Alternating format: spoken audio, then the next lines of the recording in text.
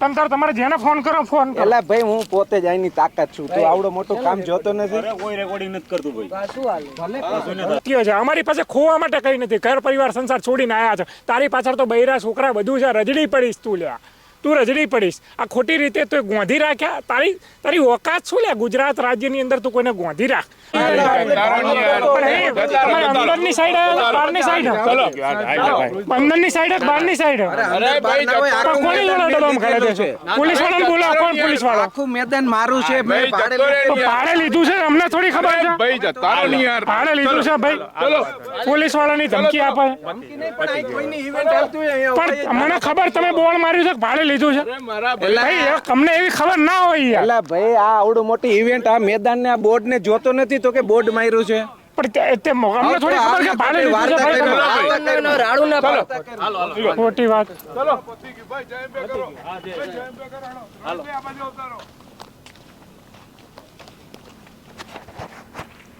કોઈને ઇવેન્ટ કરીને થોડું યાર. પણ તમને થોડી ખબર કાકા તમારું ઇવેન્ટ તું ખોટી વાર્તા કર. અમને ખબર ના પત્રકાર છું, મારી ચેનલ હાલે નેટવર્ક ન્યૂઝ.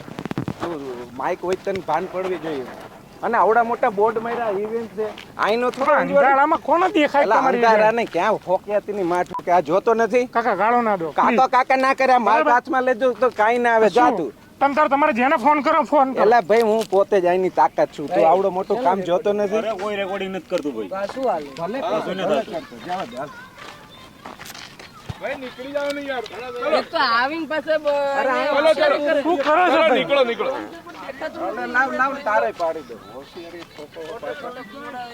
એને રેવા દેજો તમે. ભાઈ રેવા દો તો ભાઈ. ફોન કરો. ફોન કરો ભાઈ. ફોન કરો. થોડું હાલે. હા ઉભા રહો. ઉભા રહો. તમે મીડિયા વાળા લાઈટ ના ઉભા રહો. હવે ઉભા રહો. હા બસ રેકોર્ડિંગ કરો. ફોન કરો. મૂકી દો ભાઈ. બરો ફોન કરો. મૂકી હા દો. ઉભા રહો. મૂકી દો ભાઈ. હવે હટશો ઉભા નહીં. રહો. હા ઉભા જ છે, હું મૂકી દો. તો માઇક લઈને આટો મારો. ફોન કરો. ફોન કરો. ફોન કરો. એ ભાઈ બોલાવો પોલીસ વાળા. એજ્યુકેશન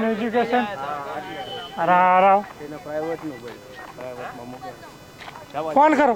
નમસ્કાર, ક્રાંતિ માર્ગથી હું વિમિત કુમાર.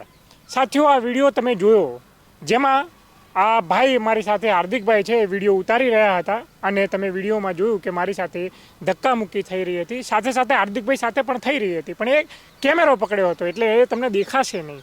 પણ આ વિડીયોમાં જે ધક્કામુક્કી થઈ, ગાળાગાળી થઈ, અમારી સાથે દુર્વ્યવહાર થયો, જે વિડીયોમાં નથી બતાવ્યું એ પણ અમારી સાથે થયું. આજે એની વિશે વાત કરવાના છીએ. તારીખ 17/3/2025ના રોજ ગાંધીનગરના રામકથા મેદાન જે સેક્ટર 11માં આવેલું છે ત્યાં વ્યાયામ શિક્ષકો જે ખેલ સહાયક અંતર્ગત કરાર આધારે નોકરીએ લાગ્યા હતા, એમના ધરણા પ્રદર્શન ચાલુ હતા. એમનું કહેવું છે કે સરકારે અમને તો લોલીપોપ આપ્યો, 11 માસના કરારમાં અમને 8 મહિના નોકરી કરીને પછી એમને કાઢી મૂક્યા. અને એ પછી અમને રિપોર્ટિંગ કરવા માટે એ લોકોએ બોલાવ્યા. અમે ત્યાં પહોંચ્યા ત્યારે આજુબાજુના જે લુખ્ખા તત્વો હતા, જે રામકથાના આયોજકો હતા અહીંયા, એમને આ ગમ્યું નહીં કે આ રિપોર્ટિંગ કરતી વખતે આ જે વિદ્યાર્થીઓ છે, આ જે વ્યાયામ શિક્ષકો છે, એ તો સરકારની આલોચના કરી રહ્યા છે. એમનાથી સહન ના થયું એ પીડા. કારણ કે સરકારના અને ભાજપના અંધભક્તો હોય એવી રીતે અમને કહેવા લાગ્યા કે ભાઈ તમે અહીંથી નીકળી જાઓ, આ તો સરકારની આલોચના થઈ રહી છે, અમારી પાછળ બાજુમાં રામકથાનું આયોજન કરવાનું છે, આ અમારી જમીન છે. જાણે એમના બાપ દાદાને 7/12માં એમને લખી આપી હોય એવી રીતે એ સરકારી જમીનને પોતાની માલિકીની જમીન હોય કે અમને ભાડે આપી છે. ભાડે આપી છે તો ભાઈ એ જમીન તમને આયોજન કરવા માટે આપી છે, એના ઉપર તમારો સિક્કો નથી માર્યો કે આ જમીન તમારી થઈ ગઈ. એમ કરીને અમને કાઢી મૂક્યા. અને મારા સાથીદાર મિત્રનો તમે અહીંયા બતાવી શકશે તો એમના હાથે લખુણિયા ભર્યા. એમનો હાથ જ્યારે આમ કેમેરો છીનવવાની કોશિશ કરતી વખતે એમના હાથ પણ છોલાઈ ગયો છે. અને એમની સાથે પણ ક્રૂરતા થઈ છે અને મારી સાથે પણ ક્રૂરતા થઈ છે, ગાળાગાળી કરી છે. જ્યારે વિડીયોની અંદર જે દેખાય છે ને એનાથી 3-4 ગણું અમારી સાથે થયું છે. અમારા ગળા દબાવવામાં આવ્યા, અમારી સાથે અમને લાતો મારવામાં આવી. આખી જે ક્રૂરતાની ઘટના થઈ ત્યાં સુધી તો માની લો ઠીક, પણ જ્યારે પોલીસ અમારી સાથે આવી અને અમારા કેમેરાની અંદર જે આ એવિડન્સ હતા એ એવિડન્સ મિટાવવાની આ પોલીસે કોશિશ કરી. અમારા મોબાઈલ છીનવી લીધા હતા મિત્રો. કારણ કે અમે પોલીસ ના બોલાવીએ ત્યાં સુધી, જ્યાં સુધી 30 થી 25 મિનિટ સુધી અમને ગોંધી રાખ્યા. એ વ્યક્તિએ કોને? રોહિત કાનાણી અને એના ગુંડાઓએ અમને ગોંધી રાખ્યા, અમારી સાથે દુર્વ્યવહાર કર્યો, અમાનવીય વર્તન કર્યું. મારી સાથે વાત તો થઈ, હવે હું હાર્દિકભાઈ સાથે વાત કરીશ, જે સાથી પત્રકાર છે ક્રાંતિમાર્ગના. હાર્દિકભાઈ, શું આખી ઘટના હતી? તમારી સાથે પણ દુર્વ્યવહાર થયો, મારી સાથે પણ દુર્વ્યવહાર થયો. મારી સાથે થયો તો કેમેરામાં દેખાય છે, તમારી સાથે શું થયું? એ છોકરાઓએ સંપર્ક કર્યો, જેના માધ્યમથી અમે ઇન્ટરવ્યૂ કરવાનું નક્કી કર્યું. એમનો જે અવાજ છે, એમની જે પીડા છે, એમને ક્રાંતિમાર્ગના માધ્યમથી લોકો સુધી પહોંચાડવા માટે પ્રયત્ન કર્યો. જેના માટે રામકથા મેદાનમાં એક લાઇટ હતી, બહુ મોટી ફોક્સ, જ્યાં અમે એનો ઉપયોગ કર્યો કે જેનાથી અમને સારું લાઇટ મળી શકે, જેનાથી રામકથા મેદાનમાં બધું અંધારું છે. તો અમે નક્કી કર્યું કે ના, આ જગ્યા ઉપર લઈ શકાય. અને એ સરકારી પ્રોપર્ટી છે, ત્યાં નવરાત્રિઓનું, અલગ અલગ કાર્યક્રમોનું, ખેલોનું આયોજન થતું જ હોય છે. ઇવન 26મી જાન્યુઆરીએ પરેડનું પણ આયોજન થતું હોય છે. તો ત્યાં અમે 30 થી 40 જેટલા ખેલ સહાયકો પોતાની જે પીડા, વ્યથા છે એ દર્શાવવા માટે ત્યાં આવ્યા અને અમે તેઓની સાથે વાતચીત કરી હતા. હું કેમેરાની પાછળ રેકોર્ડ કરી રહ્યો હતો, તમે આગળ તેઓની સવાલ જવાબ કરી રહ્યા હતા. છોકરાઓના 2-3 પોઈન્ટ હતા. જે વ્યક્તિ હુમલો કરનાર છે એ ખુદ આયોજક છે ત્યાં એક કથાનો. હાર્દિકભાઈ, શું લાગે છે કે આપણી ઉપર હુમલો કેમ કર્યો હશે? કેમ આપણને અહીંયાથી ભગાડવાની કોશિશ કરી હશે? એક જે રોહિત નાયાણી નામનો વ્યક્તિ, સરકાર સામે વિદ્યાર્થીઓએ જે પ્રમાણે પોતાની આલોચના ઠાલવી, એ એમનાથી સહન ના થયું કે આવું હોય જ ના શકે. એ વિદ્યાર્થીઓનું કહેવું હતું કે જો સ્કૂલમાં પીટી ટીચર નહીં હોય તો તમારા બાળકો કેવી રીતે તંદુરસ્ત રહેશે? એમાં એની શું બળી? એક જે રોહિત નાયાણી છે એની શું બળી હશે? એ કદાચ સરકારનો પીઠું કહી શકાય. તમે એની પ્રોફાઇલ ચેક કરી શકો ગૂગલમાં, કે જેમાં અલગ અલગ કહેવાતા મંત્રીઓ, કહેવાતા મિનિસ્ટરો અને કહેવાતા નેતાઓ સાથે તેના ખૂબ ફોટાઓ, એ એક્સપો બધા જ કામ કરે છે, બરોબર. અને ગાંધીનગરનો દાદા તરીકે ઓળખાવે છે, જે વિડીયોમાં પણ એને કીધેલું છે. સાથીઓ, તમે વિડીયો જોયો ને, તો વિડીયોની અંદર અમે એને પૂછ્યું કે ભાઈ તમારે જે કરવું એ કરજો ભાઈ, અમે અહીંયાથી નથી જવાના, આ સરકારી મેદાન છે. તો એને આપણને એવું કીધું કે હું ગાંધીનગરની તાકાત છું. મતલબ આ ભૂપેન્દ્ર દાદાએ એના બૈરાને આ દહેજમાં ગાંધીનગર આપ્યું હોય એવું એ વર્તન કરતો હતો. એ લુખ્ખો, આપણા ડીજીપી એમ કહે છે કે 100 કલાકની અંદર આ લુખ્ખા તત્વોનો રિપોર્ટ અમને આપો. આપણે તો સામેથી આ લુખ્ખાને માટે ફરિયાદ નોંધાવવા ગયા હતા. ગુજરાત વિધાનસભાના અત્યારે ચાલુ સત્ર છે. વિધાનસભાથી ફક્ત 1 કિલોમીટરના અંતરે પણ નહીં, એ જગ્યાએ આ ઘટના બની છે. ગુજરાત વિધાનસભાથી 1 કિલોમીટર જેટલું પણ અંતર નથી, ત્યાં આ ઘટના બની છે. અને આ ઘટના બની એમાં પણ પોલીસે પણ ખૂબ કડકાઈથી કામ કરવાની જગ્યાએ પોલીસ પણ આરોપીનું પીઠું બની છે અને આરોપીને બચાવવાની કોશિશ કરી છે.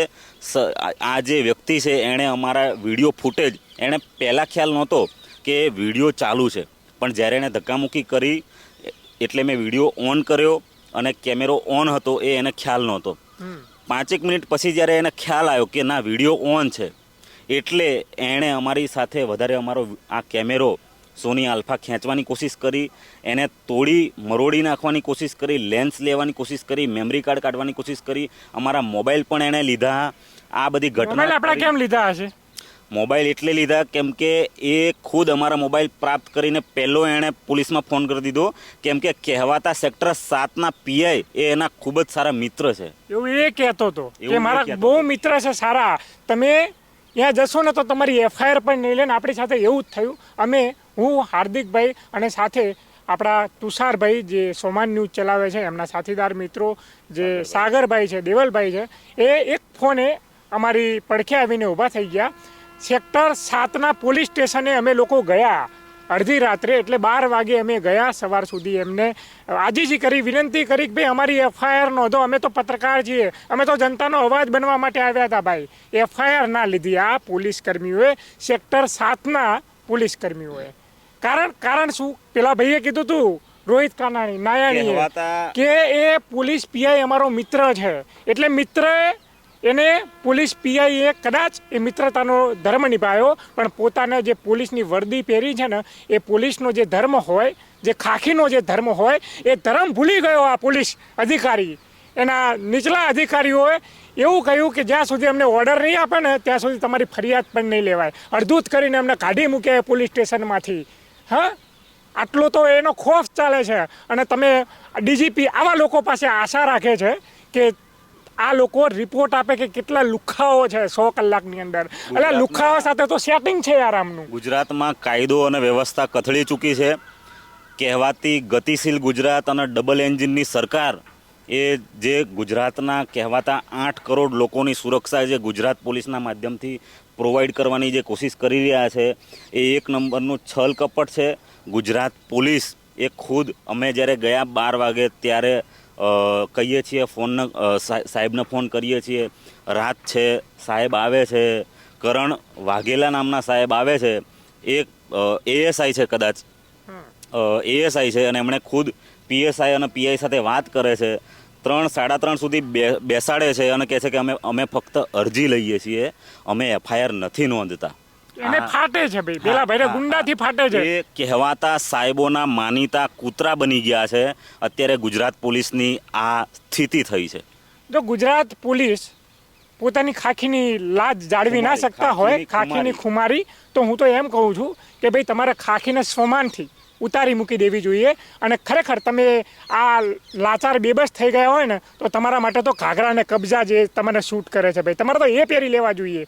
હા, તમે ખાખી તમારી શાંતિ સુરક્ષા સલામતીની જગ્યાએ તમે લખી નાખો દલાલી દલાલી દલાલી. કારણ કે તમે આવા લુખ્ખાઓની દલાલી કરો લ્યા. તમે અડધી રાત્રે કોઈ તમારી ન્યાય માટે અપેક્ષા લઈને આવ્યો કે ભાઈ અમારી એફઆઈઆર નોંધી લો, તમને વિડીયો ફૂટેજ તમે આપીએ છીએ હાર્દિકભાઈ. આટલા જાગૃત નાગરિક હોવા છતાં નવજીવનમાં અને અત્યારે જે સોમાન ન્યૂઝ ચાલુ કરી છે તુષારભાઈ બસિયા, સાગરભાઈ, દેવલભાઈ, આટલી મોટી મીડિયા ગ્રુપની ટીમ હોવા છતાં પણ પોલીસ મચક નથી આપતી અને સવારના 4-4:30 સુધી બેસાડી રાખે છે. અને ત્યારે ન છૂટકે જે લોકશાહીનો કહેવાતો ચોથો સ્તંભ છે મીડિયા, એ તુષારભાઈ પોતાના જે સોમાન ચેનલ છે એમાં અમારો ઇન્ટરવ્યૂ કરે છે અને ગુજરાતની જે હાલની સ્થિતિ અને પત્રકારો ઉપર જે હુમલા થઈ રહ્યા છે એના ઉપર તેઓ રોષ ઠાલવે છે. અને આ જે ઘટના થઈ, અમે સ્વતંત્ર પત્રકારો છીએ, અમારી પાસે કોઈ મોટી સંગઠન નથી ભાઈ, મીડિયા હાઉસ નથી, અમારી પાસે કોર્પોરેટ જગતનો અમારે કોઈ હાથ નથી ભાઈ. અમે શું કરીએ છીએ, જનતાનો અવાજ બનીએ છીએ ભાઈ. અમે તો માધ્યમ છીએ, અવાજ પરની માધ્યમ છીએ. તમારો અવાજ સરકાર સુધી પહોંચાડીએ, સરકારની યોજનાઓ જનતા સુધી પહોંચાડીએ. અમારું કામ તો ભાઈ આ સેવાનું છે. અમે સેવા કરવા માટે ગયા હતા, અમે કોઈ ગુનાહિત કૃત્ય તો નહોતા કરતા.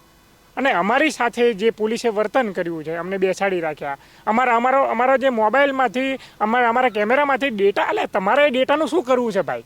એવો તો શું ડર છે? રામકથા મેદાનમાં આવી ત્યારે પોલીસના કર્મચારીઓ જે 3 પીસીઆરમાં આવ્યા એ વાતચીત કરી રહ્યા હતા કે ના સાહેબ કહેશે આપણે આ વિડીયો ડિલીટ કરવીને મોકલવા જોઈએ. લેકિન અમે કીધું કે અમારું મેમરી કાર્ડ ઝપાઝપીમાં ખોવાઈ ગયું છે, અમારે મેમરી કાર્ડ બચાવવું ખૂબ જરૂરી હતું. આપણે ખોટું બોલ્યા, સૂઝબૂઝ વાપરીને ખોટું બોલ્યા. અમે સૂઝબૂઝ વાપરીને ખોટું બોલ્યા. નહીતર અત્યારે આ વિડીયો ના હોત અને અમે તમને આ કદાચ વિડીયો જે આગળનો છે ના બતાવી શક્યા હોત અને અમારી પાસે કોઈ જ એવિડન્સ ના હોત. આટલું એવિડન્સ હોવા છતાં પણ પોલીસ કશું જ સાંભળતી નથી. આ ગુજરાતની હાલની સ્થિતિ છે. અને ડીજીપી પાછા એમ કહે છે કે 100 કલાકની અંદર અમને રિપોર્ટ આપો, જેટલા લુખ્ખા હોય એના. આ પોલીસ પાસે આશા રાખશે 100 કલાકની અંદર આ ક્ષમતા ધરાવે છે લ્યા? તમે તો એમ કે છે મારો મિત્ર છે, તમે તો મિત્રતાની ફરજ નિભાવો. ઓલા લુખ્ખાઓ સાથે મિત્ર લ્યા? હા, એના ગૃહમંત્રી સાથે ફોટા છે, એટલે તમે ગૃહમંત્રી સાથે ફોટા એટલે ડરી જવાનું? લે પોલીસ ડરપોક હોય? હા, એક પોલીસ કર્મી જે હેડ કોન્સ્ટેબલ હતો એનો વિડીયો બતાવ્યો આ લુખ્ખાનો, જે તો એ વિડીયો જોઈને પરસેવો છૂટી ગયો, છાતીમાં દુખવા લાગ્યો. હાય હાય હાય, એટલે 12 વાગે છાતીમાં એવો ખોફ છે યાર પોલીસનો, લુખ્ખાઓનો, ગુંડાઓનો ખોફ.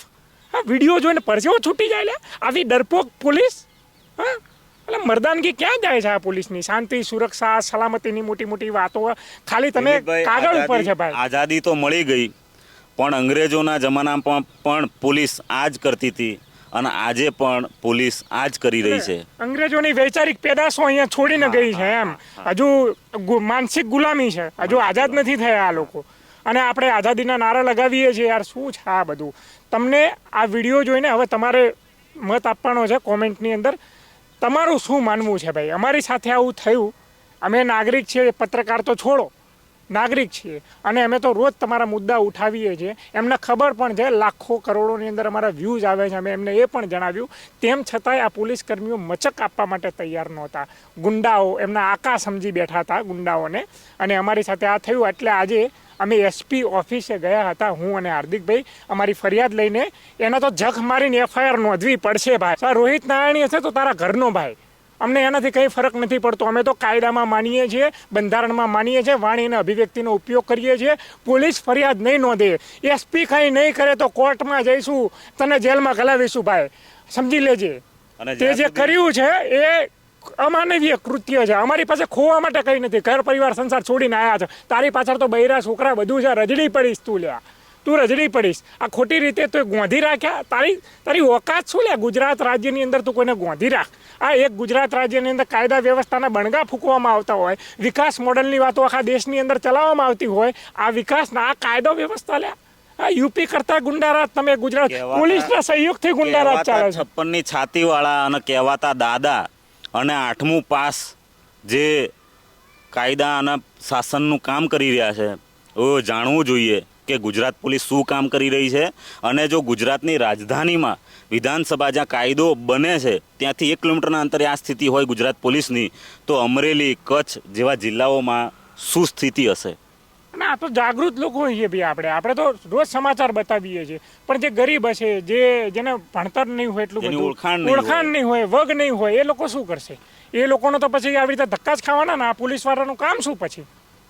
પોલીસવાળાનું શું કામ ભાઈ? જી પણ આમાં પૂરેપૂરું લડી લેવાના મૂડમાં છીએ અને જરા પણ પાછી પાની નથી કરવાના.